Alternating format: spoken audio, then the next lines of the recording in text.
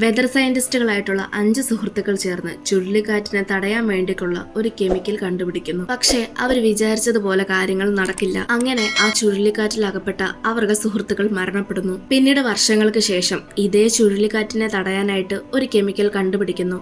എന്നാൽ ഇപ്രാവശ്യം ഈ കെമിക്കൽ ശരിക്കും പ്രവർത്തിക്കുമോ ഇല്ലയോ, ഈ ചുഴലിക്കാറ്റിൽ നിന്ന് അവരൊക്കെ രക്ഷപ്പെടുമോ എന്നീ കഥകൾ പറയുന്ന 2024 ഈ റീസെന്റ് ആയിട്ട് റിലീസായ ഒരു സർവൈവൽ ത്രില്ലർ ചിത്രമാണ് ട്വിസ്റ്റേഴ്സ്. ഇനി കൂടുതൽ വലിച്ചു നീട്ടാതെ നമുക്ക് നേരെ കഥയിലേക്ക് കടക്കാം. ചിത്രത്തിന്റെ തുടക്കത്തിൽ 5 സുഹൃത്തുക്കളെയാണ് കാണിക്കുന്നത്. ഈ 5 സുഹൃത്തുക്കളും വെതർ സയന്റിസ്റ്റുകളാണ്. പഠനത്തിന്റെ തന്റെ പ്രാക്ടിക്കൽസിന്റെ ആവശ്യമായിട്ട് ഒരു എക്സ്പെരിമെന്റിന് വേണ്ടിയിട്ടാണ് അവരിപ്പോ ഇവിടേക്ക് എത്തിയിരിക്കുന്നത്. ഞാൻ ഒരു കെമിക്കൽ ലിക്വിഡ് ഉണ്ടാക്കിയിട്ടുണ്ട്.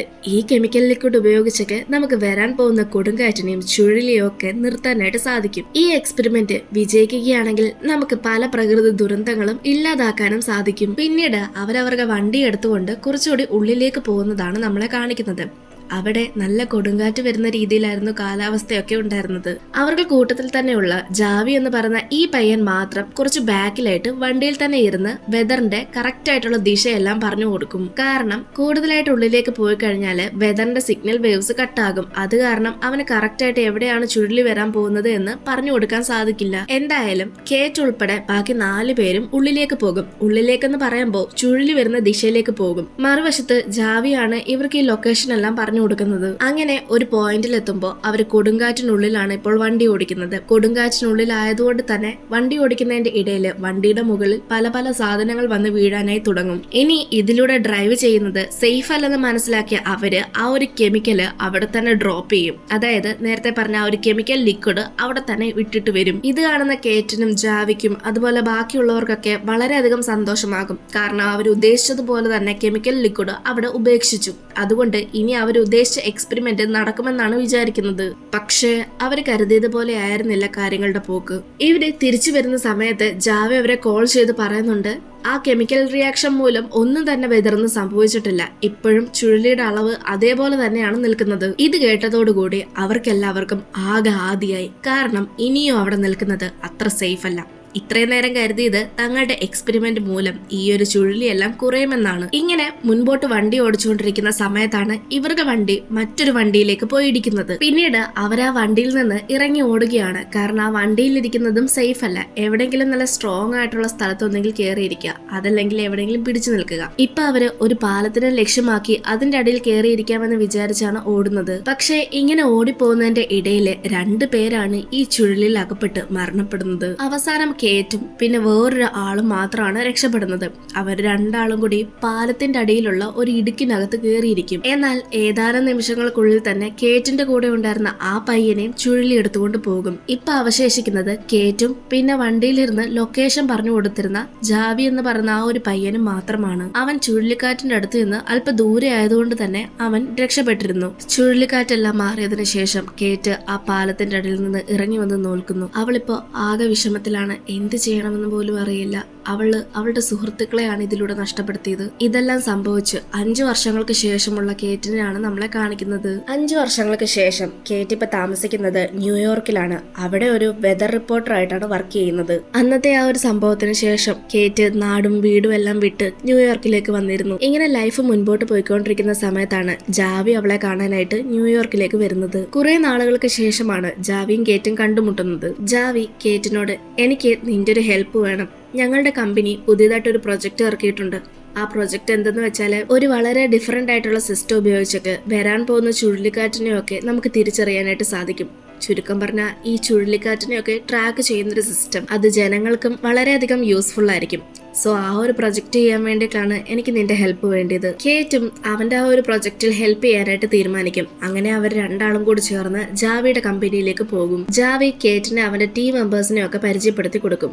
ഈ സമയമാണ് അവിടേക്ക് ഒരു ഫേമസ് ആയിട്ടുള്ള ഇൻഫ്ലുവൻസർ വരുന്നത്. ആ ഇൻഫ്ലുവൻസറിന്റെ ഒപ്പം അയാളുടെ മുഴുവൻ ടീം മെമ്പേഴ്സും ഉണ്ട്. അയാളുടെ ജോലി എന്ന് പറയുന്നത് ചുഴലിക്കാറ്റ് നടക്കുന്നിടത്ത് അല്ലെങ്കിൽ ചുഴലിക്കാറ്റുള്ളിടത്ത് പോകുക, അവിടെയുള്ള എല്ലാ സിറ്റുവേഷൻസും വന്ന് റിപ്പോർട്ട് ചെയ്യുക, അല്ലെങ്കിൽ അതിനെപ്പറ്റിയുള്ള ഇൻഫർമേഷൻസ് ഒക്കെ കളക്ട് ചെയ്യുക, അതെല്ലാം പ്രചരിപ്പിക്കുക. ഇതാണ് അയാളുടെ ഡ്യൂട്ടി. അയാളുടെ പേരാണ് ടൈലർ. ഇയാൾ അവിടേക്ക് വന്നതും അയാളുടെ കയ്യിലുള്ള കുറച്ച് ടീഷർട്സ് ഒക്കെ അവിടെ വിൽക്കാൻ തുടങ്ങും. അതായത് അയാളുടെ സ്വന്തം ബ്രാൻഡായിട്ടുള്ള ടീഷർട്സ് അവിടെ വിൽക്കാൻ തുടങ്ങും. വണ്ടിയിൽ നിന്ന് ഇറങ്ങി വന്ന ടൈലർ കേറ്റിന്റെ അടുത്ത് വന്ന് സംസാരിക്കാൻ ശ്രമിക്കും. പക്ഷെ കേറ്റിനാണെങ്കിൽ അവന്റെ അടുത്ത് സംസാരിക്കാൻ തീരെ ഇൻട്രസ്റ്റ് ഉണ്ടായിരുന്നില്ല. അവൾ അവിടുന്ന് നേരെ ജാവിയുടെയും അവന്റെ ടീം മെമ്പേഴ്സിന്റെ ഒപ്പം സ്റ്റോമുള്ള സൈറ്റിലേക്ക് പോകും. ഇതേ സമയം തന്നെ ടൈലറും അവന്റെ ടീമും ഇവരെ ഫോളോ ചെയ്ത് പോകും. അങ്ങനെ ഫോളോ ചെയ്ത് കേറ്റ് ഉണ്ടായിരുന്ന വണ്ടിയെ ഓവർടേക്ക് ചെയ്യും. ഇങ്ങനെ ഓവർടേക്ക് ചെയ്യുന്നതിന്റെ ഇടയിൽ കേറ്റ് ഉണ്ടായിരുന്ന വണ്ടി ബാലൻസ് തെറ്റി വേറൊരു വശത്തേക്ക് പോകും. അത് പോകുന്നത് നേരെ ചുഴലിക്കാറ്റുള്ള വശത്തേക്കായിരുന്നു. കേറ്റിന് പെട്ടെന്ന് പഴയ കാര്യങ്ങളെല്ലാം ഓർമ്മ വരാൻ തുടങ്ങും. അതായത് വർഷങ്ങൾക്ക് മുൻപ് സംഭവിച്ച ആ ഒരു കാര്യങ്ങൾ വീണ്ടും ആവർത്തിക്കുമോ എന്നെല്ലാം പേടിയാകും. അവൾ ആകെ കൺഫ്യൂസ് ആകും. എന്ത് ചെയ്യണമെന്ന് അറിയാതെ നിൽക്കും. കേറ്റും ജാവിയും ഓൾറെഡി തന്നെ അവിടേക്ക് വന്നത് അവർക്കൊരു പ്രൊജക്ടിന് വേണ്ടി കാണും. ഇക്കാര്യങ്ങൾ ഓർക്കാതെ കേറ്റ് അവനോട് തിരികെ പോകാനായിട്ട് പറയും. അതായത് കൂടെയുള്ള ജാവിയോട് തിരികെ വണ്ടിയിൽ കയറാൻ പറയും. അങ്ങനെ കേറ്റ് കാറും എടുത്തുകൊണ്ട് അവിടെ നിന്ന് തിരിക്കും. ഈ സമയത്ത് ടൈലറും അയാളുടെ ടീം മെമ്പേഴ്സും നേരെ ചുഴലിക്കാറ്റിനെ ലക്ഷ്യമാക്കിയാണ് പോകുന്നത്. അവർക്കാണെങ്കിൽ ഒരു പേടിയില്ലാതെ അതിന്റെ നേരെ പോകുന്നുണ്ട്. ശേഷം അവർക്ക് വണ്ടിയൊന്നും പറന്നു പോവാതിരിക്കാൻ വേണ്ടി വണ്ടിയുടെ ഡ്രില്ലിംഗ് ഉപയോഗിച്ച് വണ്ടിയെ സ്റ്റേബിൾ ആക്കി നിർത്തും. എന്നിട്ട് അവരവരുടെ കയ്യിലുള്ള പടക്കങ്ങളൊക്കെ എടുത്ത് ആ ചുഴലിക്കാറ്റിലേക്ക് വലിച്ചെറിയുകയും പൊട്ടിക്കുകയും അവിടെ കിടന്ന് കുറെ അധികം എൻജോയ് ചെയ്യുകയും ഒക്കെയാണ് ചെയ്യുന്നത്. ഇത് കാണുന്ന കേറ്റിനും അതുപോലെ ജാവിക്കും വളരെയധികം സർപ്രൈസിംഗ് ആയിട്ട് തോന്നും. കാരണം ഒരു ചുഴലിക്കാറ്റിനിടയിൽ പോയി ഇങ്ങനെയൊക്കെ ചെയ്യാൻ ആർക്കാണ് സാധിക്കുന്നത്? അന്ന് രാത്രിയായിരിക്കുന്നു. അവരെല്ലാം സ്റ്റേ ചെയ്യുന്നത് ഒരു ഹോട്ടലിലാണ്.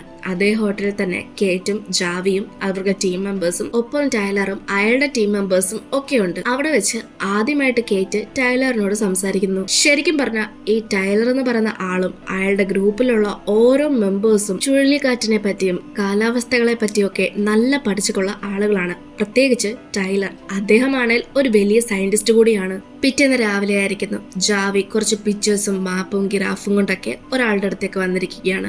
അയാളുടെ പേരാണ് മാർഷൽ. ആ ഗ്രാഫും പിക്ചേഴ്സും ഒക്കെ കൊടുങ്കാറ്റ് വന്ന് നശിച്ചു പോയ ലാൻഡ് ഏരിയയുടെയാണ്. മറുവശത്ത് കേറ്റും ടൈലറും കൂടി സംസാരിക്കുന്നതാണ് കാണിക്കുന്നത്. അവരിപ്പോ നല്ല സുഹൃത്തുക്കളായിരിക്കുകയാണ്. ഇവരിങ്ങനെ സംസാരിച്ചുകൊണ്ട് നിൽക്കുന്ന സമയത്ത് അടുത്ത കൊടുങ്കാറ്റും ചുഴലിയും വരുന്ന ഒരു വാർണിംഗ് മെസ്സേജ് അവർക്ക് കിട്ടും. അങ്ങനെ രണ്ടാളുകളുടെയും ടീമുകൾ ചേർന്ന് അങ്ങോട്ട് തന്നെ പോകും. അതായത് കേറ്റും ജാവിയും അവരുടെ ടീമും പിന്നെ ടൈലറും അയാളുടെ ടീമും. ഇപ്രാവശ്യം 2 ചുഴലിക്കാറ്റാണ് രൂപപ്പെട്ടിട്ടുള്ളത്. അതിൽ ഒന്ന് അത്യാവശ്യം അപകടമല്ലാത്തതാണ്. പക്ഷെ മറ്റൊന്ന് അപകടകാരിയായിരുന്നു. എന്തായാലും ടൈലറും അയാളുടെ ടീമും അതുപോലെ ജാവിയും അയാളുടെ ടീമും ആ ചുഴലിക്കാറ്റുകളെ ലക്ഷ്യമാക്കിയാണ് പോകുന്നത്. അപകടം മനസ്സിലാക്കിയ ടൈലർ ഒരു പോയിന്റിലെത്തുമ്പോൾ വണ്ടി സ്റ്റോപ്പ് ചെയ്യും. എന്നാൽ ജാവിയും കേറ്റും മുൻപോട്ട് തന്നെ പോയിക്കൊണ്ടിരുന്നു. അവര് ആ ഒരു ഭയാനകമായ ചുഴലിക്കാറ്റിന്റെ അടുത്തേക്കാണ് പോകുന്നത്. അറിഞ്ഞുകൊണ്ട് തന്നെയാണ് അവർ അതിനുള്ളിലേക്ക് പോകുന്നത്. കാരണം അവർക്ക് അവരുടെ പ്രൊജക്ട് കംപ്ലീറ്റ് ചെയ്യണം. അതിനു വേണ്ടിയിട്ടാണ് അവർ അങ്ങോട്ട് പോകുന്നത്. ഇപ്രാവശ്യം കേറ്റ് പേടിക്കാതെ ജാവിയുടെ ഒപ്പം നിന്ന് എല്ലാ കാര്യങ്ങളും ചെയ്യാൻ ഹെൽപ്പ് ചെയ്യും. അങ്ങനെ പ്രൊജക്ടിന്റെ ആവശ്യപരമായിട്ട് അവര് അവരുടെ കാര്യങ്ങളൊക്കെ ചെയ്യും. പക്ഷെ ഇതേ സമയം തന്നെ ആ ഒരു ചുഴലിക്കാറ്റ് മറുവശത്തുള്ള ഗ്രാമങ്ങളെയെല്ലാം നശിപ്പിച്ചിരുന്നു. കേറ്റും ജാവിയും നേരെ അങ്ങോട്ടാണ് പോകുന്നത്. അവിടെ പോകുമ്പോൾ അവിടെ ഓൾറെഡി തന്നെ ടൈലറും അയാളുടെ ടീം മെമ്പേഴ്സും ഉണ്ട്. കേറ്റിനാണെങ്കിൽ ആ ഗ്രാമവാസികളെയൊക്കെ ഹെൽപ്പ് ചെയ്യണമെന്ന് നല്ല ആഗ്രഹമുണ്ടായിരുന്നു. ഈ സമയമാണ് ടൈലർ അവരെയൊക്കെ ഹെൽപ്പ് ചെയ്യുന്നത് കേറ്റ് കാണുന്നത്. ടൈലർ സ്വന്തം ബ്രാൻഡിന്റെ ടീഷർട്ടൊക്കെ വിറ്റ് പൈസ ഉണ്ടാക്കുന്ന കാര്യം നമ്മൾ പറഞ്ഞിട്ടുണ്ടായിരുന്നല്ലോ. ശരിക്കും പറഞ്ഞാൽ ആ പൈസ കൊണ്ട് അയാൾ ഇതേപോലെയുള്ള ആളുകളെ ഹെൽപ്പ് ചെയ്യാറാണ്. ഇതൊക്കെ കണ്ട കേറ്റിന് ടൈലറിനോട് കുറച്ചും കൂടി ബഹുമാനമാണ് തോന്നിയത്. മറുവശത്ത് അവിടേക്ക് മാർഷൽ വന്നതാണ് കാണുന്നത്. അവിടെ ജാവി നിൽപ്പുണ്ട്. അവർ തമ്മിൽ എന്തൊക്കെയോ സംസാരിക്കുന്നുണ്ട്. പക്ഷെ അതെന്താണെന്നൊന്നും കേറ്റിന് അറിയില്ല. അന്ന് രാത്രിയായിരിക്കുന്നു. ഇപ്പൊ ടൈലറും കേറ്റും നല്ല ഫ്രണ്ട്സ് ആണ്. അവര് ഹോട്ടൽ റൂമിലാണ് താമസിക്കുന്നത്. ഓപ്പോസിറ്റിലുള്ള റൂമുകളിലാണ് അവർ രണ്ടാളും ഉള്ളത്. അങ്ങനെ അവർ രണ്ടാളും കൂടി ഒരു ബുൾ ഷോ കാണാനായി പോകുന്നു. കാരണം അവരിപ്പോ നല്ല ഫ്രണ്ട്സ് ആണല്ലോ. അതുകൊണ്ടാണ് ബുൾ ഷോ കാണാനായി പോകുന്നത്. ഈ സമയമാണ് അവിടേക്ക് ഒരു ചുഴലിക്കാറ്റ് വരുന്നത് അവർക്ക് മനസ്സിലാക്കാൻ സാധിച്ചത്. എല്ലാവരും പേടിച്ച് അങ്ങോട്ടും ഇങ്ങോട്ടും ഓടുകയാണ്. ഇത് കണ്ട ടൈലറിനും കേറ്റിനും അവരെ ഹെൽപ്പ് ചെയ്യണമെന്നുണ്ട്. എല്ലാവരും അവിടെ ഉണ്ടായിരുന്ന ഒരു ഷോപ്പിലേക്കാണ് ഓടി കയറുന്നത്. പ്രത്യേകിച്ച് ബിൽഡിങ്സ് ഒന്നും ഇല്ലാത്തത് കൊണ്ട് തന്നെ ചുഴലിക്കാറ്റ് അങ്ങോട്ട് വന്നു കഴിഞ്ഞാൽ അവരെല്ലാവരും ആ ഷോപ്പിൽ നിൽക്കുന്നത് ഒട്ടും സേഫ് അല്ല. അങ്ങനെ കേറ്റ് അവരെ എല്ലാവരെയും കൊണ്ട് അവിടെയുള്ള ഒരു ബ്രിഡ്ജിന്റെ അടിയിലേക്ക് കൊണ്ടുപോകും. ഈ സമയം ഒരു കപ്പിൾസ് ചുഴലിക്കാറ്റിൽ നിന്ന് രക്ഷപ്പെടാൻ വേണ്ടി വണ്ടിയെടുത്ത് വീട്ടിലേക്ക് പോകാൻ ശ്രമിക്കും. പക്ഷെ അവര് ആ ചുഴലിക്കാറ്റിൽ പെട്ട് അപ്പം തന്നെ മരിക്കും. അങ്ങനെ അവിടെ ആകെ മൊത്തത്തിൽ ബഹളമായിരിക്കുകയാണ്. മണിക്കൂറുകൾക്ക് ശേഷം ഈ ചുഴലിക്കാറ്റ് നിൽക്കും. ചുഴലിക്കാറ്റിന് ഇടയിൽപ്പെട്ട് കുറച്ചുപേര് മരിക്കും, കുറെ പേര് രക്ഷപ്പെടുകയും ചെയ്യും. എന്നാൽ ഇപ്പൊ ആ ഒരു പ്രദേശം മുഴുവൻ നശിച്ചിരിക്കുകയാണ്. ഈ സമയം ജാവി അവിടേക്ക് വരും. ജാവിയോടൊപ്പം മാർഷൽ എന്ന് പറയുന്ന അയാളുമുണ്ട്. ശരിക്കും പറഞ്ഞ ഈ മാർഷൽ എന്ന് പറയുന്ന ആള് ഒരു ഡീലറാണ്. നശിച്ചു പോയ ഈ പ്രോപ്പർട്ടികളെയൊക്കെ അയാള് വാങ്ങാനുള്ള പദ്ധതിയിലാണ്. ഇതിന്റെ ഇടയിൽ നിന്ന് സപ്പോർട്ട് ചെയ്യുന്നത് ജാവിയും. ഇക്കാര്യങ്ങളൊക്കെ കേറ്റിനെ മനസ്സിലായപ്പോ അവൾക്ക് അവനോടൊരു പുച്ഛമാണ് തോന്നിയത്. കാരണം നനയുന്നിടത്ത് കുഴിക്കുന്നത് പോലെയാണ് അവൾക്ക് തോന്നിയത്. ഇതുവഴി അവന് കമ്മീഷൻ കിട്ടും, പക്ഷെ പാവങ്ങൾക്ക് വീടില്ലാതെയാകും. ഇത് കാണുന്ന കേറ്റ് ഇപ്രാവശ്യം ജാവിയോട്, നിനക്ക് നാണമില്ലേ ഇങ്ങനെ ചെയ്യാൻ? നീ ചെയ്യുന്നത് തെറ്റാണെന്ന് നിനക്ക് തന്നെ അറിയാം, പിന്നെ എന്തിനാണ് നീ ഇങ്ങനെയൊക്കെ ചെയ്യുന്നത് എന്ന് ചോദിക്കുമ്പോ ജാവി, തെറ്റിനെ ശരിയെ പറ്റിയൊന്നും നീ എന്നെ കൂടുതൽ പഠിപ്പിക്കണ്ട. നിന്റെ ഒരു ചെറിയ തെറ്റ് കാരണമാണ് എന്റെ 3 സുഹൃത്തുക്കളെ നഷ്ടമായത്. ഇത് കേൾക്കുമ്പോ കേറ്റിന് വളരെയധികം സങ്കടമാവും. അവൾ അറിഞ്ഞുകൊണ്ടല്ലെങ്കിലും അവള് കാരണമാണല്ലോ അതെല്ലാം അന്ന് സംഭവിച്ചത് എന്ന് അവൾക്ക് തോന്നും. പിന്നീട് ജാവി അവന്റെ തെറ്റ് മനസ്സിലാക്കി അവളോട് സോറി പറയാൻ ശ്രമിക്കുമ്പോ അവൾ അവിടെ നിന്ന് അതൊന്നും കേൾക്കാതെ പോകും. ആ സിറ്റിയിൽ അടുത്ത് തന്നെയായിരുന്നു അവളുടെ വീടും. അവൾ അങ്ങനെ കുറെ നാളുകൾക്ക് ശേഷം തന്റെ അമ്മയുടെ അടുത്തേക്ക് പോകും. അവിടത്തെ കേറ്റ് തന്റെ പഴയ സ്കൂൾ വീഡിയോസും അതുപോലെ കോളേജ് വീഡിയോസും ഒക്കെ നോക്കും. അതൊക്കെ കാണുമ്പോൾ അവൾക്ക് വളരെ വിഷമം തോന്നും. ഇതൊക്കെ കാണുമ്പോൾ അവൾക്ക് അവളുടെ കാലിലുള്ള ആ ഒരു മുറിവിനെ പറ്റി ഓർമ്മ വരും. അന്ന് 5 വർഷങ്ങൾക്ക് മുൻപ് ആ ഒരു ചുഴലിക്കാറ്റിനിടയിൽ വെച്ച് അവൾക്കുണ്ടായ പരിക്ക്. കാലിലുണ്ടായ പരിക്കിനെക്കാട്ടിലും അവളുടെ മനസ്സിലാണ് പരിക്ക് പറ്റിയത്. അവൾക്കിപ്പോഴും ഇതെല്ലാം താൻ കാരണമാണല്ലോ സംഭവിച്ചത് എന്നുള്ള ഒരു കുറ്റബോധമുണ്ട്. അടുത്ത സീനില് കേറ്റിനെയും ടൈലറിനെയാണ് കാണിക്കുന്നത്. ടൈലർ കേറ്റിനോട്, നീ ആലോചിക്കുന്നത് എന്താണെന്ന് എനിക്ക് നന്നായിട്ട് അറിയാം. വർഷങ്ങൾക്ക് മുൻപ് ഒരു പ്രൊജക്ട് നടത്തി അത് ഫെയിൽ ആവുകയും അതുവഴി സുഹൃത്തുക്കൾ നഷ്ടപ്പെടുകയും ഒക്കെ ചെയ്തില്ലേ? സത്യത്തിൽ അത് നിന്റെ തെറ്റല്ല, അതൊരു വിധിയാണ്. ന്യൂസിലൊക്കെ അതിനെപ്പറ്റി ഒരുപാട് റിപ്പോർട്ട് ചെയ്തിട്ടുണ്ടായിരുന്നു. ഞാൻ അന്നേ നിന്നെ മനസ്സിലാക്കിയതാണ്. ടൈലറിന്റെ ഈ വാക്കുകൾ കേൾക്കുമ്പോൾ സത്യം പറഞ്ഞ കേറ്റിന് അല്പം ആശ്വാസം കിട്ടും. ശേഷം ടൈലർ കേറ്റിനോട്, നീ പണ്ട് ചെയ്യാൻ ഉദ്ദേശിച്ച ആ ഒരു പ്രൊജക്ട് നിനക്ക് വീണ്ടും ചെയ്തൂടെ എന്ന് ചോദിക്കും. ഇത് കേൾക്കുന്ന കേറ്റിന് ഒരുപാട് ദേഷ്യം വരും, അതുപോലെ വിഷമം വരും. കാരണം ഒരു വട്ടം ചെയ്ത തെറ്റും കൊണ്ടാണ് അവൾക്ക് ഇപ്പോഴും കുറെ പേരെ നഷ്ടമായത്. ഇനിയും ആ ഒരു തെറ്റ് ആവർത്തിക്കാൻ അവൾക്ക് വയ്യ. പക്ഷെ ടൈലർ വീണ്ടും വീണ്ടും ഫോഴ്സ് ചെയ്തപ്പോ അവൾക്ക് ദേഷ്യം വന്ന് അവനോട് അവിടെ നിന്ന് പോകാൻ പറയും. ടൈലർ ഇപ്പൊ നിന്നിരുന്നത് കേറ്റിന്റെ വീട്ടിലാണ്. കേറ്റ് അവളുടെ അമ്മയെ കാണാൻ വന്നിരുന്നല്ലോ, ആ സമയമാണ് ടൈലറും അവിടേക്ക് വന്നത്. അങ്ങനെ ടൈലർ വൈകുന്നേരം ആകുമ്പോഴേക്കും അവിടെ നിന്ന് പോകാൻ തയ്യാറാകും. പക്ഷെ ഈ സമയത്ത് കേറ്റ് അവിടെ വന്ന് അവനോട് സോറി പറയും. ശേഷം ആ പ്രൊജക്ട് വീണ്ടും ചെയ്യാമെന്ന് തീരുമാനിക്കും. അങ്ങനെ അവർ രണ്ടാളും ഒരുമിച്ച് ഇതിനു വേണ്ടിയുള്ള എല്ലാ തയ്യാറെടുപ്പുകളും ചെയ്യും. അവര് റേറ്റിംഗും ലൊക്കേഷനും ഒക്കെ കറക്റ്റ് ആയിട്ട് കണ്ടുപിടിക്കും. പിറ്റേന്ന് രാവിലെ കേറ്റും ടൈലറും കൂടി ചേർന്ന് കെമിക്കൽസ് കൊണ്ട് ആ ഒരു ചുഴലിക്കാറ്റുള്ള സ്ഥലത്തേക്ക് പോകും. ചുഴലിക്കാറ്റിന്റെ സെന്ററിൽ പോയി നിന്നതിന് ശേഷം ആ ഒരു കെമിക്കൽ ലിക്വിഡ് അവര് ഓപ്പൺ ആക്കും. ആദ്യം ആ ചുഴലിക്കാറ്റ് കൂടുതൽ ശക്തി പ്രാപിക്കുമെങ്കിലും പിന്നീട് പതിയെ പതിയെ അതിന്റെ ശക്തിയെല്ലാം കുറഞ്ഞ് പൂർണ്ണമായിട്ടും നിൽക്കും. ഇത് കാണുന്ന കേറ്റിന് വളരെയധികം സന്തോഷവും അതുപോലെ അത്ഭുതവുമാണ് തോന്നിയത്. അടുത്ത സീനില് ജാവിയാണ് കാണിക്കുന്നത്. ജാവി കേറ്റിന്റെ അടുത്ത് വന്ന് മാപ്പ് പറയുകയാണ്. താൻ ചെയ്തത് തെറ്റാണെന്ന് തനിക്കറിയാം. തനിക്ക് പ്രൊജക്ടിന്റെ ആവശ്യമായിട്ട് കുറേയധികം ഫണ്ട് ആവശ്യമായിട്ടുണ്ടായിരുന്നു. അതുകൊണ്ടാണ് ഡീലറുമായിട്ട് കോൺട്രാക്ട് വെച്ചത്. എന്തായാലും കേറ്റ് ജാവിയോട് ക്ഷമിക്കും. പിറ്റേന്ന് വീണ്ടും കേറ്റും ജാവിയും അതുപോലെ ടൈലറും ടീമും കൂടി ചേർന്ന് ചുഴലിക്കാറ്റുള്ള സ്ഥലത്തേക്ക് പോകും. പക്ഷേ ഇപ്രാവശ്യം അവർ വിചാരിച്ച പോലെയല്ല കാര്യങ്ങളൊക്കെ നടന്നത്. ഇപ്രാവശ്യം വന്ന ചുഴലിക്കാറ്റ് വളരെയധികം ശക്തനായിരുന്നു. പോരാത്തതിന് ചുഴലിക്കാറ്റ് കാരണം അവിടെ ഉണ്ടായിരുന്ന ഒരു മില്ലില് തീ പിടിക്കുകയും ചെയ്യും. അങ്ങനെ അവർക്ക് കുറേയധികം പരുക്ക് പറ്റും. അങ്ങനെ അവരെങ്ങനെയൊക്കെ സിറ്റിയിലേക്ക് പോകും. പക്ഷെ കുറച്ച് നിമിഷങ്ങൾക്കുള്ളിൽ തന്നെ ഈ ചുഴലിക്കാറ്റ് സിറ്റിയെ ലക്ഷ്യമാക്കി വരും. ചുഴലിക്കാറ്റിന്റെ ശക്തി കൂടുതലായി പ്രാപിച്ചുകൊണ്ടേയിരുന്നു. കുറെ പേര് അത് കാരണം മരണപ്പെടുകയും ചെയ്തു. ഒരു ഘട്ടത്തിൽ ടൈലറും മരണപ്പെടേണ്ടതായിരുന്നു. പക്ഷെ അവിടേക്ക് ജാവിയും കേറ്റും വന്ന് അവനെ രക്ഷപ്പെടുത്തും. ആളുകളൊക്കെ പേടിച്ച് അങ്ങോട്ടും ഇങ്ങോട്ടും ഓടുന്നു. കുറച്ചുപേര് ബിൽഡിങ്സിലും കുറച്ചുപേര് തിയേറ്ററുകളിലും ഒക്കെ കയറിയിരിക്കുകയാണ്. പക്ഷെ അവിടെങ്ങും ഇരിക്കുന്നത് അവർക്ക് സേഫ് ആയിരുന്നില്ല. കാരണം ഇതിന്റെയൊക്കെ റൂഫ് വരെ പൊളിഞ്ഞു വീഴാൻ തുടങ്ങും. അങ്ങനെ അവസാനം ഇതെല്ലാം നിർത്താൻ വേണ്ടി കേറ്റ് ടൈലറിന്റെ വണ്ടിയും അതിലുള്ള കെമിക്കൽ ലിക്വിഡും എടുത്തുകൊണ്ട് ചുഴലിക്കാറ്റ് രൂപപ്പെട്ട അടുത്തേക്ക് പോകും.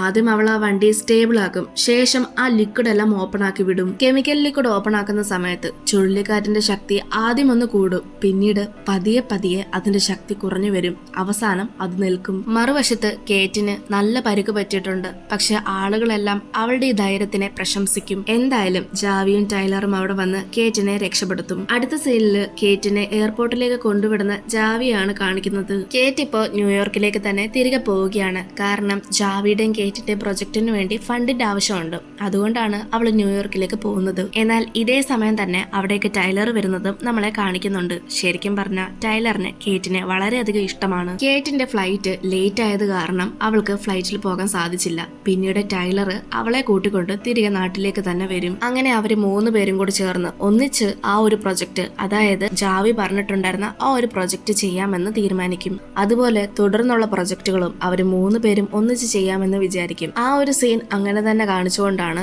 ഈ ഒരു മൂവി തീരുന്നത്. നിങ്ങൾക്കും ഈ ഒരു മൂവി ഇഷ്ടമായെന്ന് വിചാരിക്കുന്നു. ഇഷ്ടപ്പെട്ടാൽ അത് തീർച്ചയായിട്ടും കമന്റ്സിലോട്ട് അറിയിക്കുക. മൂവിയെ പറ്റി എന്തെങ്കിലും സംശയങ്ങളോ അഭിപ്രായങ്ങളോ ഉണ്ടെങ്കിൽ അതും തീർച്ചയായിട്ടും കമന്റ്സായി രേഖപ്പെടുത്തുക. ഇനി മറ്റൊരു വീഡിയോ ആയിട്ട് നമുക്ക് വീണ്ടും കാണാം.